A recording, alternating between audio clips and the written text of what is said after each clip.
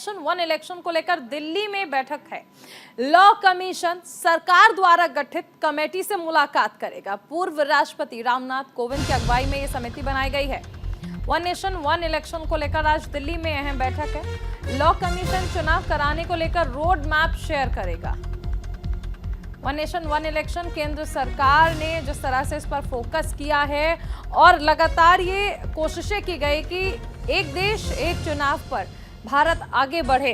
अब ऐसे में अहम चीज निकलकर ये सामने आ रही है कि इसको लेकर जो लॉ कमीशन बनाया गया था वो सरकार द्वारा गठित कमेटी से मुलाकात करेगा। देश में वन नेशन वन इलेक्शन को लेकर दिल्ली में आज एक अहम बैठक है। इसमें लॉ कमीशन पूर्व राष्ट्रपति रामनाथ कोविंद की अगुवाई में बनी समिति को रोड मैप शेयर करेगा। एक साथ चुनाव कराए जाने को लेकर विचार शामिल होंगे। बड़ी खबर आपको बताई जा रही है। रामनाथ कोविंद की अगुवाई में दरअसल समिति गठित की गई।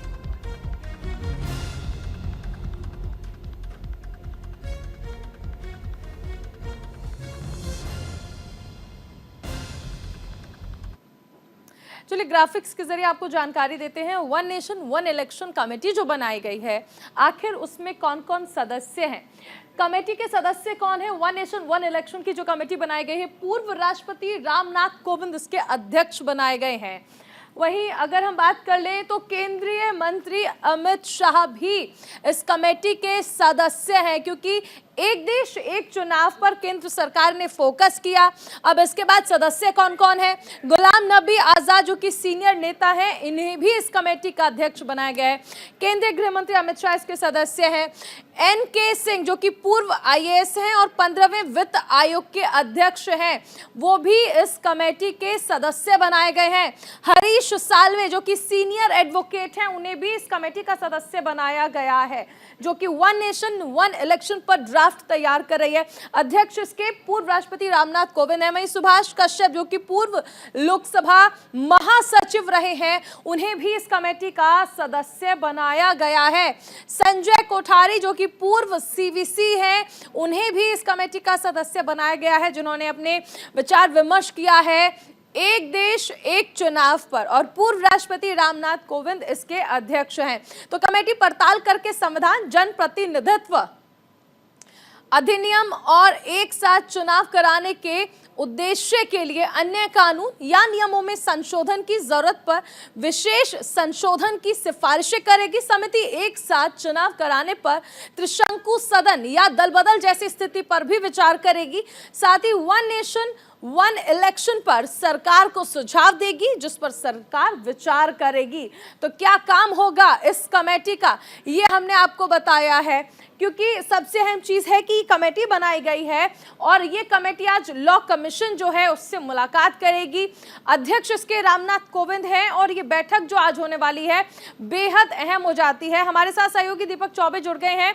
दीपक, लॉ कमीशन आज कमेटी से मुलाकात करेगा और फिर ये तय किया जाएगा कि एक देश एक चुनाव कितना कारगर साबित होगा भारत के लिए।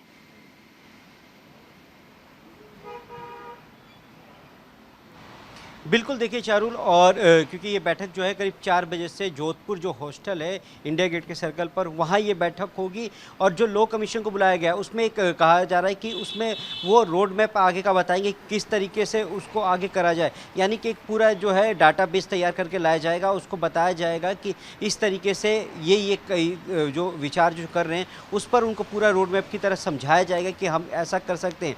हालांकि एक देश एक चुनाव कब होगा इसकी कोई डिटेल नहीं है, इसकी कोई जानकारी अभी तक साझा नहीं की गई है कि आखिर कब तक होगा। जैसे अगर बात की जाए तो पुराने कानूनों में भी, चाहे वो महिला कानून हो जो 2029 के आसपास अगर बात की जाए तो हो सकता है, वैसे ही अभी तक जो एक देश एक चुनाव है उस पर कोई तारीख नहीं है। और इसीलिए जब आज ये दूसरी बैठक जब होगी तो इस पर रोड मैप तैयार होगा कि आखिर कब तक होगा, आखिर क्या क्या इसके जो नियम होंगे वो होंगे। उसके बाद कई सारे राज्यों में देखिए कि अलग अलग विपक्षी पार्टियाँ हैं उनसे भी जो ये कमीशन है वो जाके मुलाकात करेगी। उसके बाद चाहे वो यूपी हो या फिर क्या कहते हैं झारखंड हो, बंगाल हो, तो जब ये मुलाकात होगी उसके बाद देखना होगा कि कहीं कोई टेक्निकल पैच तो नहीं है।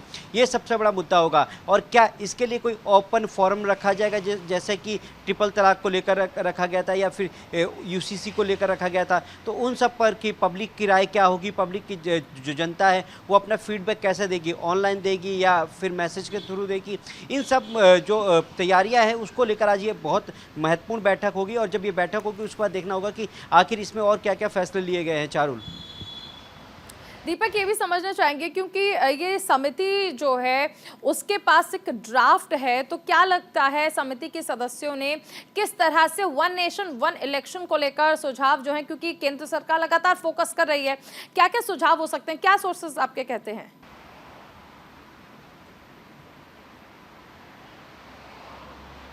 जी देखिए, हालांकि न्यूज़ इंडिया ने पहले ये बताया था कि क्योंकि लगातार जो बातचीत चल रही है कि एक कहा जाए कि एक ओपन प्लेटफॉर्म तैयार किया जाएगा, उसमें लोगों से सुझाव मांगे जाएंगे। हालांकि अगर बात की जाए तो जो केंद्र कानून मंत्री है अर्जुन राम मेघवाल, वो इस बैठक में हो सकता है कि आए भी और नहीं भी आए, क्योंकि वो जो है वो चेयरपर्सन है राजस्थान के, तो उनको इस तरीके से, क्योंकि वहाँ पे चुनाव भी है, तो हो सकता है कि वो ना आए। पर जो हमारे सूत्र हैं वो ये बता रहे हैं कि इसकी जिम्मेदारी जो है वो लॉ कमीशन को दी जाएगी और लॉ कमीशन हो सकता है कि इस पर एक डाटाबेस तैयार करे और लोगों से सुझाव मांगे। मैं बार बार वही कह रहा हूँ कि लोगों से जब सुझाव मांगेंगे तो उनकी क्या चीज़ें हैं, क्या मांगे हैं, उनको वो किस तरीके से समझाया जाएगा। हालांकि अगर बात की जाए तो इसमें खासकर अगर बात की जाए तो जो चुनाव कराते हैं या फिर जो वोटिंग डलवाते हैं उनसे भी फीडबैक लिया जाएगा कि उनकी क्या राय है, वो भी, क्योंकि उनकी भी जिम्मेदारी बढ़ जाती है, चाहे वो बीएलओ हो या फिर जो चुनाव आयोग हो या पर्यवेक्षक हो, इन सब से भी सरकार जो है वो राय लेगी कि आखिर कैसे